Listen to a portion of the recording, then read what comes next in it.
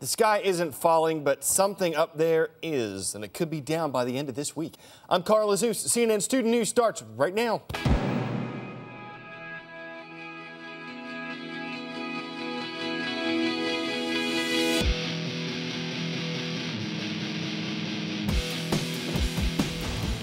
First up, Libya steps into the spotlight at the annual meeting of the United Nations General Assembly. The North African country is in the middle of a revolution that removed longtime leader Muammar Gaddafi from power. Yesterday, the UN welcomed Libya's new leadership into the global organization. The moment came with a symbolic gesture. The flag on the left is the United Nations flag. The one on the right is the new flag of Libya. It was part of a ceremony inside the UN. And it's flying outside the building, too, along with the flags of other member countries. Later in the day, members of the General Assembly discussed the future of Libya. The fighting hasn't stopped in that country, but these world leaders were planning ways to help Libya rebuild after its civil war is over. Next up, the end of the U.S. military's Don't Ask, Don't Tell policy. The controversial rule officially expired yesterday. It said that gays and lesbians serving in the U.S. military couldn't tell anyone that they were homosexual, and they couldn't be asked about it either. But if their sexual orientation became public, they could be discharged. The Service Members Legal Defense Network says more than 14,000 people were removed from the military because of Don't Ask, Don't Tell. With the rule gone, critics are worried that allowing homosexuals to serve openly could make other troops uncomfortable and possibly less effective. U.S. Senator Carl Levin, who pushed for the end of Don't Ask, Don't Tell, called the moment, quote, an important victory not just for quality, but for integrity. Around 90,000 members of the U.S. military are in Afghanistan. The goal for them and troops of other nations is to leave Afghanistan by the end of 2014. But in order to do that, they need to make sure that the Afghan military can take over its own country's security. And one of the biggest challenges is Afghanistan's terrain. It's something that Suzanne Malveaux discovered when she went along for a ride with Afghanistan's developing Air Force. Getting around Afghanistan is tough. It's the size of Texas, but has poor roads, extreme weather, and rugged terrain. Travelers are often the target of insurgent attacks. We are taken on a training exercise aboard a Russian-made Mi-17, often used for battlefield operations. On this day, we fly across a huge lake 20 miles east of Kabul. It's a desolate area, but strategically important for supplying those fighting the Taliban. Tell me a little bit about the mission. Americans alongside the Afghans flying these things? Well, and it's not only just the Americans and the Afghans, it's Americans in our squadron, Croatians, folks from the Czech Republic and from Hungary, all of which are providing training in the helicopters that you see there.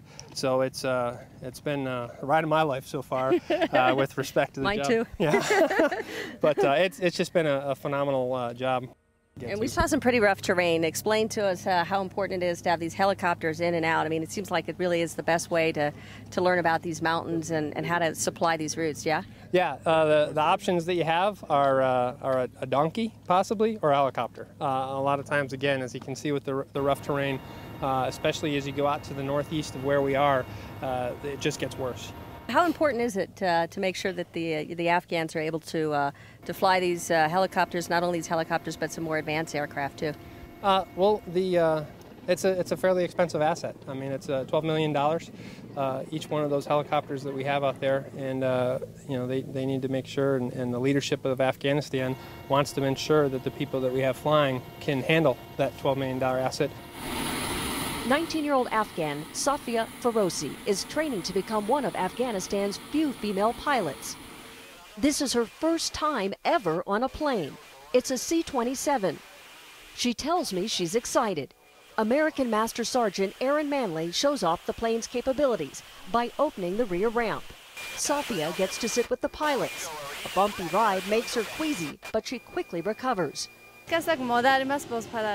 On landing, she tells me she's not deterred. She feels great.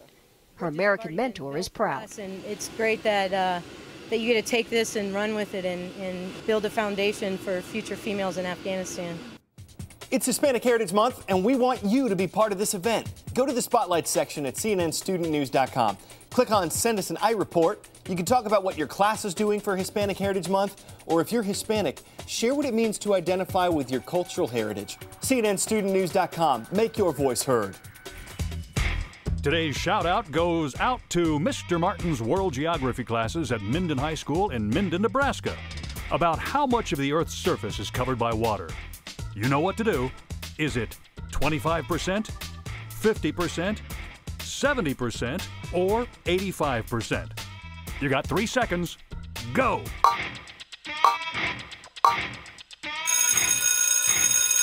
Water covers about 70% of the Earth's surface.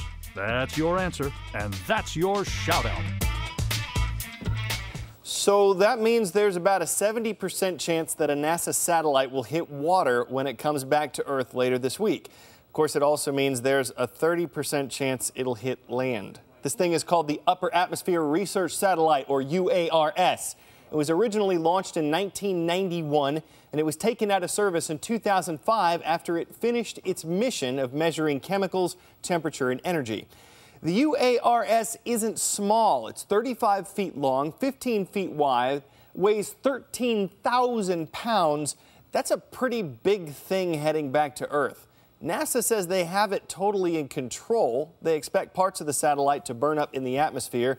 The parts that do make it back to Earth's surface, we don't know where they're going to land. Chad Myers is here to explain why. Chad. Even NASA says that there's about a 1 day plus or minus as to when they know this is going to fall. And then even after they give us that 2-hour window, that's like a 2-minute warning, it's a 2-hour warning, there's still plus or minus 25 minutes from that 2 hours. So hour and a half or 2.5 hours from when they tell us it's going to fall. The only problem is it's going so fast that in that time, this thing travels 7,000 miles. Look at all the rest of this space junk up there that has to fall down someday. 4,000 pieces of junk up there. There's 1,000 satellites that are actually really working. There goes one fast. He's a high atmosphere satellite. Look at that one kind of going across there. I love watching that. You can get on that Google Earth too. This is what it looks like, about the size of a bus. There will be 26 pieces that actually make it to the surface. I know a lot of it will burn up, but 26 pieces will not burn up. And where will it land? Well, round and round she goes. Where she stops, nobody knows. Kind of like a carnival barker, I believe here. Here it is right there. It is over northern Africa at this point in time, but the successive travels takes it one, and then another, and then another, and it goes around the Earth, because that's what it was supposed to do. It was supposed to take pictures of the entire Earth over the entire day. So it goes around, and the Earth spins under it. When it falls down, we'll have a couple of hours. If it starts to go out of, I'd say out of the atmosphere somewhere down in the South Pacific, and it's running over the North Atlantic coast or somewhere up in here, we will know right away.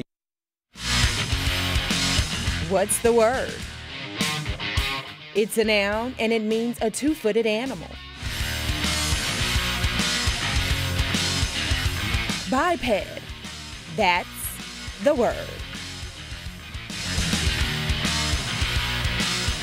Going to introduce you to a biped named Mabel. Mabel's going to force us to edit that definition we gave you just a little bit. You see, Mabel has 2 legs, but she's not an animal. She's a robot.